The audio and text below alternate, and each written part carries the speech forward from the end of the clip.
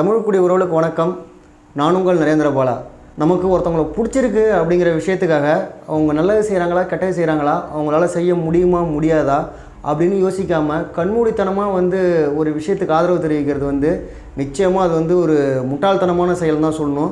தமிழக அரசியலில் நடக்கக்கூடிய கொடுமையெல்லாம் நினச்சி பார்த்தா 1957 பழைய படத்தில் பிஎஸ் வீரப்பா சொல்லியிருப்பார், நாடும் நாட்டு மக்களும் நாசமாய் போகட்டும் அப்படின்னு.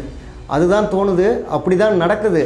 கொஞ்சம் கூட சிந்திக்க தெரியாத மக்களாக நம்ம மக்கள் அப்படின்னு நினைக்கும் போது ரொம்ப கஷ்டமாக இருக்குது.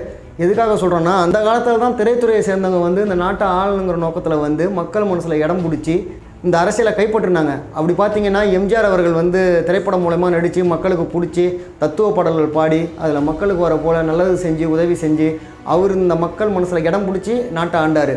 அதுக்கப்புறம் பார்த்திங்கன்னா கலைஞர் குடும்பம் அவர்கள் திரை குடும்பம் இப்போ வரைக்கும் அவங்க திரைக்கதை வசனம் எழுதி நடத்தி ஸ்கிரிப்டட் படி நடக்கிறத நிறுத்தவே இல்லை. சினிமா துறையில் திரைக்கதை வசனம் எழுதி மக்களுக்கு பிடிச்சி போய் அது மூலயமா ஆட்சியை பிடிச்சி கருத்து பேசி அவங்களோட திறமையை நான் குறை சொல்லலை, மக்களோட கண்மூடித்தனமான நம்பிக்கை தான் சொல்கிறேன். அது அவங்களோட திறமை, நடித்தாங்க, மக்கள் மனசில் இடம் பிடிச்சாங்க, அதுக்கு உண்டான திறமை இருந்தது, பேச்சாற்றல் இருந்தது, மக்கள் நம்பினாங்க. ஆனால் இந்த காலகட்டத்தில் என்ன அவங்க செஞ்சுருக்காங்க, இது வரைக்கும் முன்னேற்றம் என்ன, தமிழகத்தை எந்த அளவில் நிறுத்தி வச்சுருக்காங்க, மக்களுடைய அடிப்படை தேவை என்ன, நம்ம விவசாயத்தை பாதுகாத்துருக்காங்களா, நீர்நிலைகளை பாதுகாத்துருக்காங்களா, நம்ம வீட்டு பசங்க படித்து வேலைக்கு போகிறாங்களா, நல்ல வேலை வாய்ப்பு கிடைக்குதா, பொருளாதாரம் எப்படி இருக்குது, நம்ம எப்படி வாழ்கிறோம், நம்ம எப்படி பேர் பெற்ற தமிழகம் இப்போ எப்படி இருக்குது, நம்ம மக்கள்லாம் எப்படி இருக்கோம் அப்படிங்கிறத சிந்திச்சு பார்க்குறாங்களான்னா இல்லை. அதை தொடர்ந்து பார்த்திங்கன்னா திரைத்துறையில் சேர்ந்த எல்லாமே கட்சி ஆரம்பிச்சிட்டாங்க. திரு விஜயகாந்த் அவர்கள் ஆரம்பித்தார், சரத்குமார் ஆரம்பித்தார், கமல் அவர்கள் ஆரம்பித்தார். அதை தொடர்ந்து பார்த்திங்கன்னா நடிகர் விஜய் அவர்களும் மக்கள் வெற்றி கழகம் அப்படின்னு கட்சி ஆரம்பிச்சிருக்காரு. அதுக்கு நாங்கள் மனப்பூர்வமாக வாழ்த்து சொல்கிறோம். இந்த ஜனநாயக நாட்டில் யார் வேண்டுமானும் அரசியலுக்கு வரலாம், மக்களுக்கு நல்லது செய்யலாம் அப்படிங்கிற அடிப்படை தத்துவமும் உரிமையும் இருக்குது. அதை எல்லா அரசியல்வாதிகளும் ஏற்றுக்கிறாங்க, மக்களும் ஏற்றுக்கிறாங்க, இல்லைன்னு சொல்லலை. விஜய் ரசிகர்கள் கொண்டாடுறாங்க, அதையும் தவறுன்னு சொல்லலை. ஆனால் மற்ற மக்கள் எப்படி இந்த திரைப்படத்துக்கு அடிமையாகி அந்த ஹீரோக்கள்லாம் இது வரைக்கும் மக்களுக்கு படத்தில் போராடின மாதிரி போராடி இருக்காங்களா, படத்தில் செஞ்ச மாதிரி நல்லது செஞ்சுருக்காங்களா, படத்தில் அநியாயத்தை தட்டி கேட்குற மாதிரி கேட்டிருக்காங்களா, இது வரைக்கும் எத்தனையோ சீரழிவு தமிழகத்தை நோக்கி வந்திருக்கு. அதாவது இந்த மண்ணுக்கு பாதிப்பு, விவசாயத்துக்கு பாதிப்பு, நீர்நிலைகளுக்கு பாதிப்பு, தமிழக மக்களுக்கு பாதிப்பு, வேலைவாய்ப்புக்கு பாதிப்பு, ஒரு விவசாய நிலங்களுக்கு பாதிப்பு, விவசாயிகளுக்கு பாதிப்புன்னு நிறைய இந்த தமிழக மக்களுக்கு கொடுமை நேர்ந்திருக்கு. அதுக்கெல்லாம் குரல் கொடுத்தாங்களா, போராடினாங்களா, இல்லை ஏதாவது களப்போராட்டம் செஞ்சாங்களா அப்படின்னா நிச்சயமாக இல்லை. படத்தில் செஞ்சது மட்டும்தான். அவங்க ரசிகர்களோட எண்ணத்தை நான் இப்பயும் குறை சொல்லலை, பொதுவான மக்களுக்காக தான் சொல்கிறேன். அப்படி இருக்கக்கூடிய காலகட்டத்தில் உண்மையாக ஒரு கட்சி இந்த மக்களுக்காக போராடிக்கிட்டு இருக்குது. சமூக நீதி காப்பாற்றுறேன்னு சொன்னவங்க இது வரைக்கும் அந்த சமூக நீதியை காப்பாற்றினதே கிடையாது. சாதி கட்சின்னு சொல்கிற பாட்டாளி மக்கள் கட்சி சமூக நீதியை காப்பாற்ற அம்பேத்கர், பெரியார், கார்ல் மார்க்ஸ் கொள்கையை கொண்டு, அதாவது சமூக நீதி காப்பாற்றுற விஷயத்தில் சக மனிதனை மதிக்கணும், ஏற்றத்தாழ்வு இருக்கக்கூடாது, மனிதனாக நேசிக்கணும் அப்படிங்கிற கொள்கையை கொண்டு பாட்டாளி மக்கள் கட்சி நிறுவன தலைவர் மருத்துவர் ஐயா அவர்கள் முன்னெடுத்த செயல்கள் எவ்வளவோ. குடிதாங்கின்ற ஊரில் தாழ்த்தப்பட்ட பிணத்தை தன் தோளில் சுமந்துட்டு போனார். சொந்த வன்னியர் சமூகத்தை எதிர்த்து தன் தோளில் சுமந்து அந்த பணத்தை அடக்கம் பண்ணிட்டு வந்தார். அதன் பிறகு திருமாவளவன் கூட இணக்கமாக செயல்பட்டார். ஜெயங்கொண்டம், அரியலூர் பகுதிகளில் இரட்டை கோலை முறையை காடுவெட்டி குரு அவர்களை வச்சு ஒழிச்சார். அதன் பிறகு பட்டியலின மக்கள் கோயிலுக்குள்ளே போக முடியாத சூழ்நிலை இருந்தப்போ மாவீரன் காடுவெட்டியார் அவர்கள் முன்னிலையில் எல்லாருக்குமே மாலை மரியாதை செஞ்சு கோயிலுக்குள்ளே கூட்டு போனாங்க. மருத்துவர் அன்புமணி ராமதாஸ் அவர்கள் தான் பட்டியலின மக்களுக்கு மருத்துவ படிப்பில் 3% இடஒதுக்கீடு வாங்கி கொடுத்தது. அதன் பிறகு சென்னையில் சித்த மருத்துவ வைத்தியசாலைக்கு பண்டித அயோத்திதாசர் அவர்கள் பெயரை நிறுவி அவர்கள் திருவுருவச் சிலையும் அங்கே மருத்துவர் அன்புமணி ராமதாஸ் தான் நிறுவினார். அதுக்காக திருமாவளவன் அவர்கள் முன்னிலையில் மேடையில் வச்சு அம்பேத்கர் விருதுவும் அன்புமணி அவர்களுக்கு கொடுத்தாங்க. இப்படி எண்ணற்ற சமூக ஒற்றுமை, சமூக நீதி காப்பாற்றக்கூடிய செயலை நிறைய செஞ்சுக்கிட்டு இருக்காங்க. ஆனால் இந்த சாதி மதத்தை வச்சு அரசியல் செய்கிற எல்லாம் பாட்டாளி மக்கள் கட்சியை சாதி கட்சியாக சித்தரித்து மக்கள்கிட்ட கொண்டு போய் சேர்த்துக்கிட்டு இருக்காங்க. இன்றைக்கி அந்த கட்சியை சாதி கட்சின்னு சொல்லிவிட்டு சமூக நீதி நிலைநாட்டாதவங்க, சாதி வெறி பிடித்தவங்க எல்லாம் இன்றைக்கி பாட்டாளி மக்கள் கட்சியை விமர்சனம் செஞ்சுக்கிட்டு இருக்காங்க. அதன் பிறகு எத்தனையோ போராட்டங்கள், களப்போராட்டங்கள், ரத்தம் சிந்தி உயிர் தியாகம் செஞ்சு இடஒதுக்கீடு போராட்டத்தில் தன் சமூகத்துக்கு மட்டுமல்லாமல் பிற சமூகம் 107 சாதி சமூகத்திற்கு இடஒதுக்கீடு வாங்கி கொடுத்தாங்க. அதுக்கப்புறம் மருத்துவர் ஐயா இஸ்லாமியர் இடஒதுக்கீடு, அறிஞருக்கு இடஒதுக்கீடு எல்லாம் பெற்றுக் கொடுத்தது மருத்துவர் ஐயா. இன்றைக்கி ஒரு தேச தலைவர் தான் மருத்துவர் ஐயா அவர்கள். அவருக்கு உண்டான அங்கீகாரத்தை இந்த அரசியல்வாதிகள் கொடுக்காம இருக்காங்க. ஏன்னா மக்களுக்கு அவங்களோட நல்ல செயல் தெரிஞ்சிடக்கூடாது, அவங்க நல்ல தலைவர்னு கொண்டாடிடக்கூடாது. இன்றைக்கி எதுவுமே செய்யாதவங்களாம் புரட்சி போராளிகளாக வந்து சிலை வச்சுக்கிட்டு தங்களை தியாகிகள்னு சொல்லிக்கிட்டு சமூக நீதி காப்பாற்றுறவங்கன்னு சொல்லிக்கிட்டு ஏமாற்றிக்கிட்டு இருக்காங்க. ஆனால் இது உண்மையாக நிலைநாட்டினது இந்த நாட்கள் வரை மக்களுக்காக விவசாயம் காப்பாற்ற, நீர்நிலைகள் காப்பாற்ற, இளைஞர்கள் வேலைவாய்ப்பு பெற, இந்த மதுவை ஒழித்து இளைஞர்களை நல்வழிப்படுத்த பாட்டாளி மக்கள் கட்சி இன்று வரை போராடிக்கிட்டு இருக்கு. ஒவ்வொரு நாளும் ஒரு அறிக்கை. அரசியல் பணிங்கிறது அளப்பறியாதது. பாட்டாளி மக்கள் கட்சி போல் ஒரு கட்சி தமிழகத்தில் கிடையவே கிடையாது. இதை மக்கள் சிந்திச்சு பார்த்து உணர்ந்து பார்த்தாலே தெரியும். மனசாட்சியோடு சிந்திச்சு பார்த்தா பாட்டாளி மக்கள் கட்சி ஒரு மிக சிறந்த கட்சின்னு தெரியும். இதை வந்து எதுக்காக நான் வந்து இப்போ விஜய் அரசியலுக்கு வந்தது விமர்சனம் பண்ணுறதுக்காக இல்லை. நேற்று நியூஸ் 7 தொலைக்காட்சியில் வந்து விஜய் அரசியலுக்கு வருவது குறித்து ஒரு விவாதம் நடந்துச்சு. அதில் பார்த்தீங்கன்னா அரசியல் விமர்சகர் டாக்டர் சுப்பிரமணியன் அவர்கள் வந்து விஜய் கட்சியோட தமிழக வெற்றி கழகம் கட்சியின் கொள்கையை வந்து படித்து சொல்கிறாரு. அதில் லஞ்சம் ஊழலற்ற ஆட்சி அமைப்போம், சாதி மதத்தை வச்சு அரசியல் செய்கிறத ஒழிப்போம் அப்படிங்கிறத முன்னெடுத்து விஜய் கொள்கையாக கொண்டிருக்காரு அப்படின்னு சொல்லும்போது அந்த அரசியல் விமர்சகர் சுப்பிரமணியன் அவர்கள் என்ன சொல்கிறாருன்னா, இந்த சாதிய அரசியலை வந்து ஒழிப்போம் அப்படின்னு சொல்கிறத வந்து பாட்டாளி மக்கள் கட்சியை குறிக்குது அப்படிங்கிறத சொல்கிறாரு. ஜாதி மத பேதங்கள் வாயிலாக பிளவுபடுத்த துடிக்கும் பிளவுவாத அரசியல் கலாச்சாரம் இதுக்கும் அப்ப ரொம்ப கிளியரா மெசேஜ் இஸ் வெரி கிளியர். ஜாதி பிரிவு அப்படின்னு எடுத்தீங்கன்னா பாமக அது வந்து ஒரு ஜாதி கட்சி, என்னதான் நல்ல பிரின்சிபல்ஸ்லாம் இருந்தாலும் கூட மிகப்பெரிய அளவிற்கு அதை பத்தி பேசப்படுவது என்னன்னு ஒரு ஜாதி கட்சி அப்படிங்கிற சமூக நீதிக்காகவும் இடஒதுக்கீட்டுக்காகவும் நிறைய போராட்டங்களை முன்னெடுத்த ஒரு கட்சி, களத்தில் நின்ற ஒரு கட்சி என்று அதெல்லாம் நான் இல்லைன்னு சொல்ல sir. But at same time கடைசியில ஜாதி அப்படிங்கிற ஒரு சின்ன ஒரு இடத்துக்கு வந்துடுறாங்க சார். அவங்க என்னதான் சுத்தி சுத்தி பேசினாலும் கடைசியில அவங்க வந்து ஜாதிங்கிற ஒரு விரிவான விவாதம் சார். ஏன்னா அது பாமக பொறுத்த வரைக்கும் நிறைய சமூக நீதிக்கான ஒரு கட்சியாக இருந்தாங்க. சாதி வட்டத்துக்குள் சுருக்குகிறார்கள், அதை தவிர்க்க வேண்டும் என்று அவர்கள் சொல்லியிருக்காங்க. நம்ம அதை கடந்து வந்துடும், விஜய்க்கு வந்துடும். பாட்டாளி மக்கள் கட்சி சாதி கட்சி கிடையாது. இப்போ நான் சொன்ன போல் இவ்வளவு சமூக நீதி நிலைநாட்டி அனைத்து சமூக மக்களுக்குமாக போராடிட்டு வரக்கூடிய கட்சி. அதை வந்து அவர் சொல்கிறாரு. அப்போ நியூஸ் 7 பொறுப்பாசிரியர் அவர்கள் வந்து குறுக்கிட்டு பாட்டாளி மக்கள் கட்சி அப்படிப்பட்ட கட்சி இல்லை, சமூக நீதி காப்பாற்றக்கூடிய கட்சி அப்படின்னு சொல்கிறாங்க. அதுபோல தான் நடந்துகிட்டு இருக்காங்க.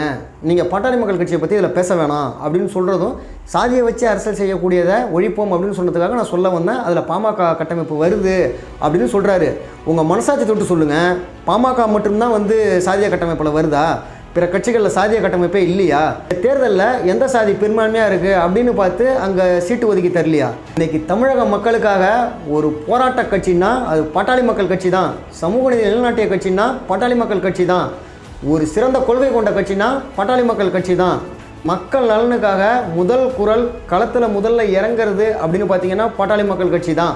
வேறு எந்த கட்சியும் கிடையாது. அப்படிப்பட்ட கட்சியை சாதிய கட்டமைப்பில் பாமக வருதுன்னா என்ன ஒரு காழ்ப்புணர்ச்சியான செயல், என்ன ஒரு வன்மமான செயல். ஆனால் அந்த நியூஸ் 7 பொறுப்பாசிரியர் ஜோ மகேஸ்வரன் அவர்கள் வந்து பாட்டாளி மக்கள் கட்சி அப்படிப்பட்ட கட்சி இல்லை, அப்படி தான் செயல்பட்டுட்டு வராங்க அப்படின்னு சொன்னது மிகுந்த மகிழ்ச்சி அளிக்குது. ஒரு ஊடகத்தில் பாட்டாளி மக்கள் கட்சியோட உண்மைத்தன்மை அப்படி எடுத்து சொன்னது உண்மையாகவே வந்து ஆச்சரியமாகவும் இருக்குது. நாங்கள் பாட்டாளி மக்கள் கட்சி சார்பாக மனதார நன்றியை தெரிவிச்சுக்கிறோம். இதுதான் பாட்டாளி மக்கள் கட்சியின் உண்மையான நிலைப்பாடு. இதை மக்கள் உணரணும். இது விஜய் அரசியலுக்கு வந்ததை விமர்சிக்கிறதுக்காக இல்லை. இதை கண்டித்து உடனே பாட்டாளி மக்கள் கட்சியினர் நிறைய பேர் மயிலாடுதுறை மாவட்டம் மற்றும் பிற கடலூர் மாவட்டம், விழுப்புரம் மாவட்டம் ஊடகத்தில் செயல்படக்கூடிய பாட்டாளி மக்கள் கட்சியினர் அனைவருமே வந்து கண்டித்து பதிவிட்டிருந்தாங்க. நீங்கள் எப்படி இதில் வந்து பாட்டாளி மக்கள் கட்சியை சொல்லலாம் அப்படின்னு. எங்கள் எல்லாருக்குமே என்னடா விஜய் அரசியலுக்கு வந்ததும் அவரும் பாமக வச்சு தான் அரசியல் போடணுமா, பாமக வச்சு தான் பப்ளிசிட்டி தேடணுமா அப்படிங்கிற கோவம் இருந்துச்சு. ஆனால் அந்த அரசியல் விமர்சகரை கண்டித்து பாட்டாளி மக்கள் கட்சியினர் அனைவரும் வந்து பதிவிட்டிருந்தாங்க. அதோட தாக்கம் இன்றைக்கி அவர் வந்து அந்த வார்த்தையை விட்டது நான் தவறு தான் அப்படின்னு மன்னிப்பு கேட்டிருக்காரு. அவருடைய அந்த செயலுக்கும் வந்து நான் நன்றியை தெரிவிச்சுக்கிறேன். விஜய் அவருடைய ஸ்டேட்மெண்ட்டில் இருக்கக்கூடிய சில பகுதிகள் அதை இன்டர்பிரட்டேஷன் பண்ணும்பொழுது அது ஒரு கருத்தை சொன்னேன். அது பாமகவுக்கு எதிராக இருக்கக்கூடியது, அது ஒரு அப்படிங்கிற மாதிரி ஒரு வார்த்தையை நான் இங்கே சொன்னேன். அது வந்து ஸ்லிப் ஆஃப் த டங் என்று சொல்வதை விட அது ஒரு சரியான இன்டர்பிரட்டேஷன் கிடையாது அப்படிங்கிறத வெளிப்படையாக சொல்ல. இன்டர்பிரட்டேஷன் எனக்கு சரியான தமிழ் வார்த்தை தெரியல, சரியான அதற்காக ஐ எம் சாரி. அது வந்து குறிப்பாக பாமக நண்பர்களுக்கு என்னுடைய கருத்து வருத்தத்தை அளித்திருக்கின்றது என்பதை கேட்கும்போது எனக்கே வேதனையாக இருக்குது. ஏன்னா நான் நார்மலாக பேசும்போது ரொம்ப கேர்ஃபுல்லாக தான் பேசக்கூடியவன். யாரையும் தனிப்பட்ட முறையிலையோ அல்லது கட்சி வலிமையாக விமர்சனம் செய்வதோ கிடையாது. இருப்பினும் அது மாதிரி பேசினது தவறு என்று தான் நான் கருதுகிறேன். ஐ am very sorry about it. அதுக்காக நான் என்னுடைய வருத்தத்தை டெஃபினட்டாக தெரிவித்துக் கொள்கிறேன். நாங்கள் எல்லாருமே வந்து நாகரிகமாக பாட்டாளி மக்கள் கட்சியை சித்தரிக்காதீங்க, அப்படிப்பட்ட கட்சி இல்லை அப்படிங்கிறத முன்னிலைப்படுத்தி தான் எடுத்து சொல்கிறோம். யார் மேலேயும் வஞ்சமோ வன்மமோ காழ்ப்புணர்ச்சியோ இல்லை. இன்றைக்கி சகோதரத்துவத்தை முன்னெடுத்து மக்கள் நலனுக்காக பயணிக்கிற கட்சி பாட்டாளி மக்கள் கட்சி. அதை சாதிய கட்டமைப்புக்குள்ளே கொண்டு போகாதீங்க. அதை இன்னொரு விவாதத்தில் கூட சொல்லியிருக்காங்க, பாட்டாளி மக்கள் கட்சி இவ்வளவு நன்மைகள் செய்யுது, ஆனால் ஏன் மக்கள்கிட்ட இன்னும் அது சென்றடையில, ஏன் அந்த சாதிய கட்டமைப்புக்குள்ளேயே கொண்டு போகிறாங்க அப்படிங்கிறது புரியல அப்படிங்கிறதையும் சொல்லியிருக்காரு. நான் இந்த வீடியோவோட அனைத்து காணொலியும் பதிவிட்டு காட்டுறேன், அதை பாருங்கள், உங்களுக்கே புரியும். ரெண்டாவது, பாமகவை பொறுத்த வரைக்கும் நான் எப்போவுமே சொல்லியிருக்கேன், அது பாமக நண்பர்கள் பல பேர் பல தொலைக்காட்சிகளை பல காலமாக நான் பேசுவதை பார்த்து கொண்டிருக்கிறேன் இருப்பார்கள் என்று நம்புகிறேன். அதாவது ரொம்ப ஹைலி பிரின்சிபல்டு பார்ட்டி அது. அதாவது ரொம்ப கடினமான விஷயங்கள்லாம், அதாவது மக்களுக்கு எது மிக கொடுமையான விளைவுகளை ஏற்படுத்தும் அப்படிங்கிற மாதிரி இருக்கக்கூடிய விஷயங்களை டெஃபினட்டாக பாமக தவிர்த்து விடும், அதை கடுமையாக எதிர்க்கும் செய்யும். உதாரணமாக கூடி இருக்கக்கூடாதுங்கிறது, இந்த சிகரெட்டு, புகை போன்ற பழக்கங்கள், ட்ரக்ஸ் போன்றவர்கள், இதெல்லாம் வந்து எப்பவுமே கன்சிஸ்டண்ட்டாக அதை சொல்லிக் கொண்டிருக்கின்றார்கள். அதை நான் வந்து மிகவும் பாராட்டுகின்றேன். அதை நான் பலமுறை அதை நான் வந்து ஒரு ஹைலி பிரின்சிபல்டு பார்ட்டி என்று நான் பதிவு செய்திருக்கிறேன். இதெல்லாம் நண்பர்கள், பாமக நண்பர்கள் பார்த்துருப்பார்கள் என்று நான் நம்புகிறேன். அதை அவங்களுக்கு ஜஸ்ட் ரிமைண்ட் பண்ணுறதுக்காக இதை நான் சொல்கிறது. அதை தவிர எனக்கு பாமக என்கின்ற ஒரு கட்சியை பற்றி என்றைக்குமே நான் தவறாக பேசுவதே கிடையாது. Program is concern, I am very sorry once again, because நான் பேசி சில நண்பர்களுக்கு, பாமக நண்பர்களுக்கு வருத்தத்தை அளித்திருக்கின்றது என்பது எனக்கு ரொம்ப வேதனையாக இருக்குது. I think I have done wrong thing அப்படிங்கிறத மறுபடியும் நான் பதிவு செய்கிறேன். நன்றி, வணக்கம். இவ்வளவு பொதுவான ஐயா சொன்னாங்கல்ல, மூர்த்தி வந்து மந்திரியா இருக்கும்போது எத்தனை விஷயங்களை கொண்டு வந்தாரு, வேலு அவர்கள் மந்திரியா இருக்கும்போது எத்தனை விஷயங்களை கொண்டு வந்தாரு, அன்புமணி ராமதாஸ் அவர்கள் வைக்கிற விஷயங்களை, பொது வெளியில் வைக்கிற விஷயங்களை வித்தியாசமான விஷயங்களாக இருக்கிறது. இன்னும் அடுத்தபடியாக அவர் சொல்றாரு, திராவிட மாடலுக்கு மாற்றாக பாட்டாளி மாடல் ஒரு விஷயத்தை சொல்றாரு. இத்தனை வைக்கிற போது ஏன் மற்ற சமூகத்தினர் வாக்குகள் மட்டுமல்ல, ஏன் அந்த சமூகத்தின் வாக்குகள் முழுமையாக பாட்டாளி மக்கள் கட்சிக்கு போயிருக்கிறதா? ஒருவேளை பர்செப்ஷன் பேட்டில் இல்ல பின்னாடி தான் இருக்காங்க. அந்த பர்செப்ஷன் பேட்டில் பின்னாடி தான் இருக்காங்க. செயல்பாடுகள் இன்னும் முழுமையாக செஞ்ச விஷயங்கள் மக்கள்கிட்ட போய் பெருசா ரீச் ஆகல. அப்படியே ரீச் ஆனாலும் அந்த கண்ணோட்டம் இன்னும் மக்கள் மத்தியில் மாறல. வடமாட்டு மாவட்டங்களில் மட்டும் ஒரு இனத்தை சார்ந்த ஒரு கட்சியாக, ஒரு இயக்கமாக குறுகி போய்விடாமல் ஒட்டுமொத்த தமிழகத்திற்கான இயக்கமாக மாறுகிற போது அதனுடைய டைமென்ஷன் மாறும். அதை மாற்றுவதற்குண்டான பொறுப்பு அப்படின்னு இன்றைக்கு நிலைமையில அது அன்புமணி ராமதாஸ் பொருத்தமான தேர்வு, அது ஒன்று மாற்றுக்கிறது இல்லை. ஆனால் அதை எப்படி முன்னெடுத்துட்டு போக போறாரு அப்படிங்கிறத விஷயம். கட்சி கூட்டங்களுக்கு இவ்வளவு கூட்டங்கள்லாம் வருது, இவ்வளவு ஆட்கள் வராங்க, தொண்டர்கள் வராங்க, வலுவான உணர்வுள்ள தொண்டர்கள் இருக்காங்க, ஏன் வாக்குகளை கன்வெர்ட் ஆக மாட்டேங்குது? நாங்கள் நிச்சயமா விஜய் அரசியலுக்கு வரதை எதிர்த்தோ இல்லை விஜய் அரசியலுக்கு வரத விமர்சனம் பண்ணணும் அப்படிங்கிற நோக்கத்தில் அந்த காணொலி பதிவிடல. பாட்டாளி மக்கள் கட்சியை பற்றி ஒரு தவறான கட்டமைப்பை எடுத்து ஒரு ஊடகத்தில் சொல்லும்போது அப்படிப்பட்ட செயல் நாங்கள் செய்யலை, எங்கள் கட்சி இப்படிப்பட்ட கட்சி தான் அப்படிங்கிறத சொல்ல வேண்டியது எங்களோட கடமை, எங்களோட பொறுப்பு. இன்றைக்கி பிறரோட உரிமைக்காக பேசினா அவங்க போராளிகள், எங்களுக்கு நேரக்கூடிய அநீதி, எங்களை சித்தரிக்கக்கூடிய சூழ்ச்சி, அதெல்லாம் எடுத்து சொன்னால் நீங்கள் வந்து சாதி வெறியராக சித்தரிக்கிறீங்கன்னா நான் வந்து சாதி வெறியராகவே இருந்துட்டு போகிறேன், அதை பற்றி துளி கூட கவலைப்படல. நாங்கள் வந்து சாதி வெறி இல்லாத சாதி வெறியர்கள், அதுதான் உண்மை. இன்றைக்கி எல்லோரும் சாதி வெறி, மத வெறியை உள்ளே வச்சுக்கிட்டு வெளியே புரட்சி போராளியாக காட்டிக்கிறாங்க. நாங்கள் அப்படி கிடையாது. சாதி இருக்குது, ஆனால் மனிதனாக மதிங்க, சகோதரத்துவமாக இருக்கணும், அவங்கவுங்க வாழ்க்கையும் முன்னேறணும், கல்வி, பொருளாதாரம், வேலை வாய்ப்பில் முன்னேறணும் அப்படிங்கிறது தான் பாட்டாளி மக்கள் கட்சியோட நோக்கம். இன்றைக்கி மதுவை ஒழிக்கணும் அப்படிங்கிற கொள்கை கொண்ட கட்சி பாட்டாளி மக்கள் கட்சி. அது ஒன்றை ஒழித்தாலே இந்த தமிழகம் முன்னேற்றம் அடையும். இந்த திரைத்துறை மூலயமா வந்த திமுக வந்து இன்றைக்கி அண்ணாவோட பிறந்தநாளை கொண்டாடுறாங்க. அண்ணாவோட கொள்கையே மதுவை ஒழிக்கணுங்கிறது தான். மதுக்கடைகளை திறக்கணும்னு கருணாநிதி சொன்னபோது மதுக்கடையை திறந்து தான் வந்து ஆட்சி நடத்துங்கிற அவசியம் இல்லை, அது வந்து இந்த குற்றம் கொண்டவன் கையில் வெண்ணெயை வாங்கி திங்கிறதுக்கு சமம் அப்படின்னு அண்ணா சொன்னார். ஆனால் அந்த தத்துவத்தையும் காப்பாற்றாமல் இன்றைக்கி 7 மது ஆலைகள் வந்து திமுக காரங்களுக்கு சொந்தமானதாக இருக்குது. இதெல்லாம் வந்து மக்கள் சிந்திச்சு பாருங்கள், மக்கள் புரிஞ்சுக்கிங்க. முதல்ல மகளிர் புரிஞ்சுக்கிங்க. ஒரு விஷயத்தை யாரால் செய்ய முடியும், யார் செய்வா அப்படின்னு கண்டறிஞ்சு அவங்களுக்கு தகுந்த வேலையை கொடுக்கறது தான் ஒரு நல்ல புத்திசாலித்தனம். அதுதான் ஒரு எந்த வேலையும் நல்லாவும் நடக்கும் அப்படிங்கிறத சிந்திச்சு பாருங்கள். இன்றைக்கி ஒரு நல்ல தலைவர்னா மருத்துவர் அன்புமணி ராமதாஸ் அவர்கள் தான். நீங்கள் வாக்களிங்க, வாக்கு அளிக்காட்டி போங்க. நீங்கள் அதை சாதிய கட்சியாக கட்டமைச்சாலும் இன்றைக்கி அனைத்து சமூக மக்களுக்கும் போராடக்கூடிய கட்சியாக பாட்டாளி மக்கள் கட்சி வெற்றி பெற்றிருக்கு அப்படின்னு மருத்துவர் அன்புமணி அவர்கள் கூறி மகிழ்ந்திருக்காரு. ஏன்னா அவர் வந்து ஆதாயத்துக்காக அரசியல் பண்ணல, மக்கள் நலனுக்காக அரசியல் பண்ணுறாரு.